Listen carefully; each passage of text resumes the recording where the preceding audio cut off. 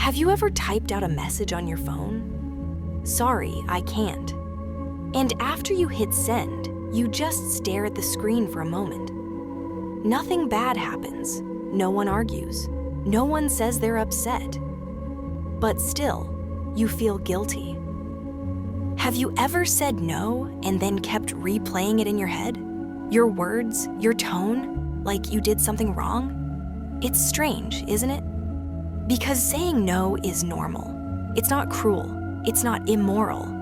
And yet, for so many people, a simple no doesn't feel simple at all. It feels heavy.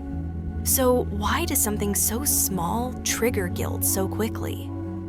We usually think guilt is a sign that we did something bad, a moral alarm. But most of the time, the guilt you feel after saying no has nothing to do with harming anyone. It has more to do with breaking a pattern. Because guilt doesn't only show up when we hurt people, it also shows up when we stop doing what people expect from us.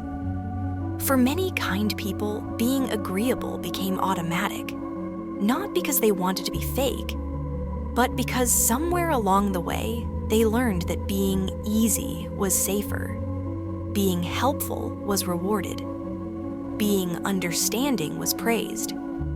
And slowly, without realizing it, they started connecting love with compliance. So yes became a habit, and no started to feel like a threat. Not a logical threat, an emotional one. That's why you overthink. You replay the moment because part of you is scanning for danger. Did I sound rude? Did I disappoint them? Will they pull away? Not because you actually did something wrong, but because you're used to managing other people's comfort. When you say no, you can't control how it lands. And that loss of control can feel unsettling, especially if you've spent your life trying to be perceived as kind. Here's the important truth. The guilt you feel is not proof that you're selfish. It's proof that you're doing something unfamiliar. Discomfort is not always a sign of wrongdoing. Sometimes it's simply the feeling of change. The first time you choose yourself, it rarely feels peaceful. It feels awkward. It feels heavy.